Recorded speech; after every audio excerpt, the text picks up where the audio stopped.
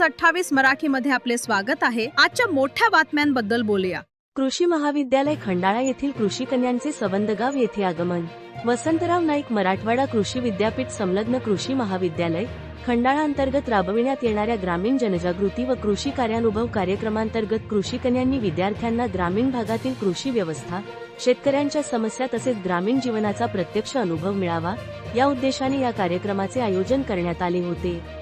या भेटीदरम्यान गावातील सरपंच, ग्रामपंचायत सदस्य, प्रतिष्ठित नागरिक तसेच शेतकरी बांधव यांच्या उपस्थितीत बैठक आयोजित करण्यात आली। बैठकीत ग्रामीण जनजागृती व कृषी कार्यानुभव कार्यक्रमाची उद्दिष्टे, विद्यार्थ्यांची गावातील कार्यपद्धती तसेच शेतकऱ्यांच्या अडचणींबाबत सविस्तर चर्चा करण्यात आली।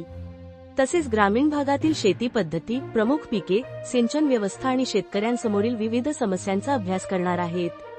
यासोबतच मृदा परीक्षण, सेंद्रिय शेती, पीक संरक्षण तंत्रज्ञान, शासकीय कृषी योजनांची माहिती आणि नवीन कृषी तंत्रज्ञानाचा प्रसार याबाबतही शेतकऱ्यांना मार्गदर्शन करण्यात येणार आहे। सदर कार्यक्रम कृषी महाविद्यालय खंडाळा येथील प्राचार्य डॉक्टर एम.एस. गोडके, उपप्राचार्य डॉक्टर जी.के. बहुरे तसेच कृषी महाविद्यालयाचे व्यवस्थापक श्री टी.बी. नगरे व ग्रामीण जनजागृती व कार्यानुभव कार्यक्रम समन्वयक एल.डी. भूसनर यांच्या मार्गदर्शनाखाली राबविण्यात येत आहे।